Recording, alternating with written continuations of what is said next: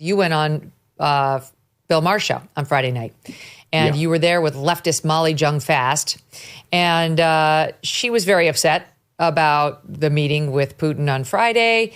Here's just one of the things she said. She speaks for many liberals in this. Saw 11. Crushed some norms having him walk across a red carpet while Trump clapped. I mean, that generally, oh, come Putin on. Are we really going to go through this kind of bullshit? Like it's when Obama wore a tan suit and he saluted with coffee in his hand. Who gives a shit what he walked across? I mean, there's people dying over there. That was good. That was good, Bill Maher. But then there was bad Bill Maher. There was a moment of bad Bill Maher where he got up in your grill, Walter, and he was wrong about this. It was because of good Bill Maher. It was because of good Bill Maher that I felt I could speak to him reasonably, but he didn't like it the second time. No, he did not, because then you guys got into Russiagate, switching from Russia to Russiagate or Obamagate, depending on your preference. But the meltdown of the whole story around Donald Trump and the alleged Russian collusion that's been happening in this country for the past 2 months, thanks to Tulsi Gabbard. So Bill Maher was not listening to you, Walter Kirn, when you tried to explain to him that what happened allegedly in 15-16 between Trump and Russia was not a scandal, and what the Democrats did to Trump around Russia in that same time frame and ever after is a scandal. And here's a little of how that went in SOT 4. Which I think I don't think he was exactly a Russian agent, but, Russiagate was not, completely made up. Bill, there we disagree. I think we're finding out day by day that it was almost completely made up. Oh, please. It's on tape. He's asking the Russians for help on tape, which he gave them that day. They released those emails that day that they hacked. He said, could you please hack some shit? They did it and released it that day to help him. So don't tell me there's no smoke. Let's not relitigate that year. We are relitigating it because it's before a grand jury right now, and we'll find out who... Okay. But let me ask a broader question, because first, I take your point. I think it's kind of a zombie lie that Trump is Putin's, bitch, because, he certainly was over-friendly to him for a very long time, considering who Putin is, a thug and a murderer. In 2015, Obama met him, and nobody said anything in New York. Met him. He didn't praise him. He didn't say he's the greatest guy in the world. I could read 20 compliments that Trump has given to him. He said he's a fun guy to be with. No, that's Epstein. Okay. So what a red herring by Maher there, Walter, bringing up the Trump comments about, Putin, if you're listening, that's his evidence that Trump colluded with Putin. I mean, in a way, I appreciate him saying it, because that's what a lot of leftists think. It's an insane and ridiculous assertion. If you think about the mechanics of that, Trump says something on TV. Putin, who happens to be watching American TV or whatever, says, hey, let's go hack them. Trump just asked for it. Great idea. Let's go do it. Oh, and then he somehow releases it back to the American media all in an afternoon. None of that happened. None of it could have happened if you want to think it through. But let's think about this. The Trump-Russia scandal, which was really Hillary throwing a shit fit over, having lost, but one that she started long before because she had all this email exposure and other things, has been used to keep us apart from Russia, to keep Trump from meeting Putin, to keep the run up to the Ukraine war, which was happening while Trump was president. Remember, they impeached him for just trying to talk to Zelensky. Remember? The perfect phone call. Trump was hampered and put in manacles as far as Russia policy from the beginning by this series of gross exaggerations and outright lies, many of which are now the stuff of grand jury investigations. And I promise you will continue to be debunked and even shown to be conspiracies of some kind maybe not indictable ones, or maybe not ones that will end in prosecutions, but they may. And day by day, we're going to get that news, and we have been getting it. Bill Maher has apparently been on vacation all of August, because we've had more case closed news about the ways in which the intelligence community and the law enforcement community, if you include the FBI, got together and with zero evidence and with this crappy Steele dossier, which is, less real than one of my novels, tried to keep this guy from taking office and then from holding it, and certainly keep him from negotiating as a peer with Putin. And Molly Jong-Fast and Bill suggesting that no one has ever complimented Putin in the past. Hillary went there with a freaking button to hit a reset with Medvedev. They brought props. George Bush saw the good man that he was when he looked into his eyes, remember? Many people have had compliments for the Russian leader. And I can't even think of what Trump's are, really. He met him in Helsinki once, and they came around him and made it an almost impossible situation, and that was it. We've been kept Bill from Maher pursuing has been things. on the wrong side of the Russiagate story from the beginning. I mean, and he's been a main pusher of the nonsense.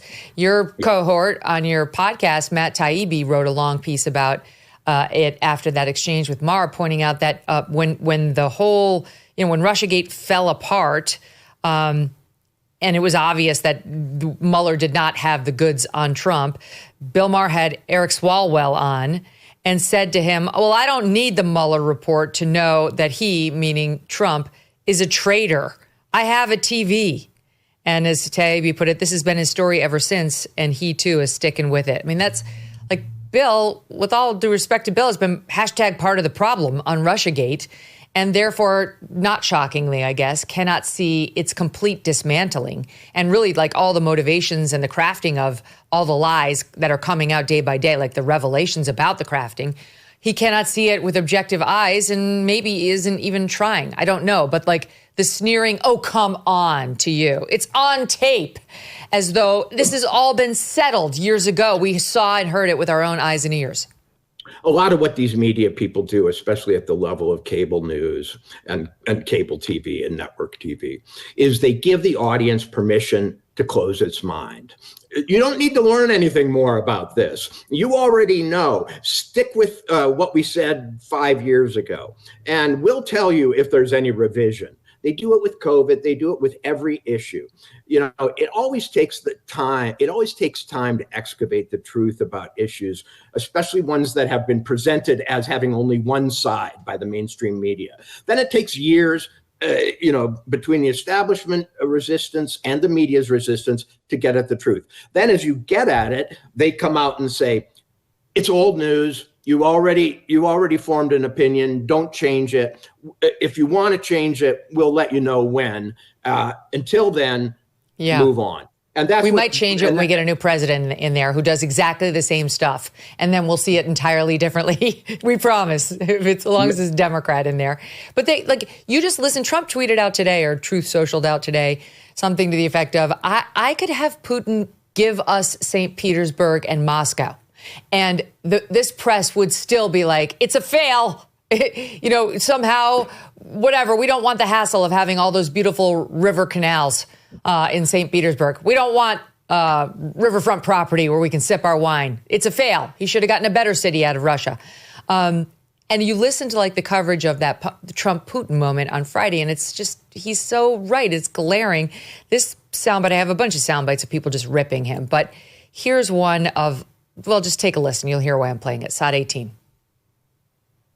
It was just very unusual, atypical, and I think we're all awaiting, the readout, because the way that it felt in the room was not good. It did not seem like things went well, and it seemed like Putin came in and steamrolled. A lot of the press corps that was there, they reported in the minutes and hours after the presser that they saw members of the administration like Carolyn Leavitt look ashen, almost frightened after what they had seen behind closed doors. Levitt appeared to be a bit stressed out, anxious. Their eyes were wide, almost ashen. This was not the way the president likes to do things. He likes to be the producer of this presidency. Okay. There is zero chance that Caroline Levitt was ashen or stunned with wide eyes. There's zero chance. Those last two sound bites, MSNBC. And by the way, Jackie Henrich of Fox News is like, he got steamrolled. It is customary to let the opposing president, the visiting president, speak first, to have the first shot at, saying anything because he's come to you. So that was one tradition that Trump actually honored.